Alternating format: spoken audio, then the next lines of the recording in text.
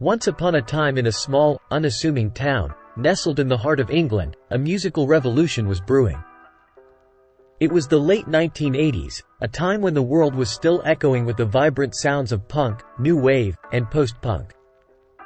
But within this musical tapestry, a new genre was quietly taking shape, a genre that would later be known as shoegaze.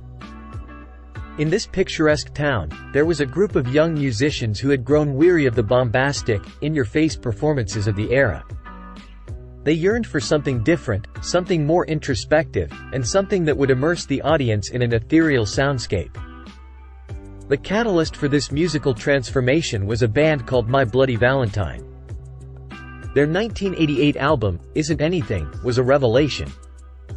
It featured dreamy, reverb-soaked guitars, whispered vocals, and layers of sound that enveloped the listener like a warm, comforting blanket.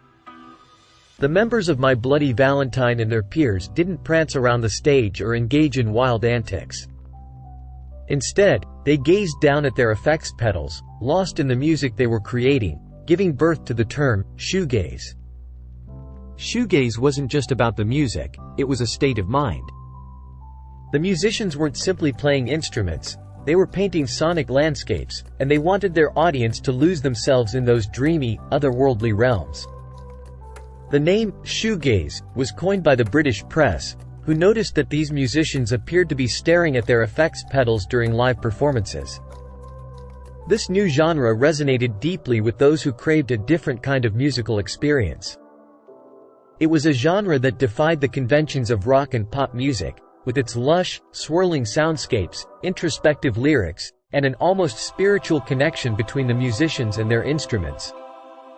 The story of shoegaze's birth was also one of camaraderie and collaboration. Bands like Slowdive, Ride, and Lush were part of this burgeoning movement. They drew inspiration from one another, pushing the boundaries of what was possible with guitars, feedback, and distortion. For shoegaze fans, attending a live concert was a truly unique experience. It was as if time and space melted away, leaving only the music to guide the way. Audiences swayed to the hypnotic rhythms, lost in the sonic maelstrom, feeling as if they were floating in a sea of reverb and emotion. As the 1980s gave way to the 1990s, the shoegaze scene continued to evolve. Bands experimented with their sounds, creating some of the most iconic albums of the era, such as My Bloody Valentine's, Loveless, and Slowdive's, Souvlaki. While shoegaze would eventually fade from the mainstream, its influence endured.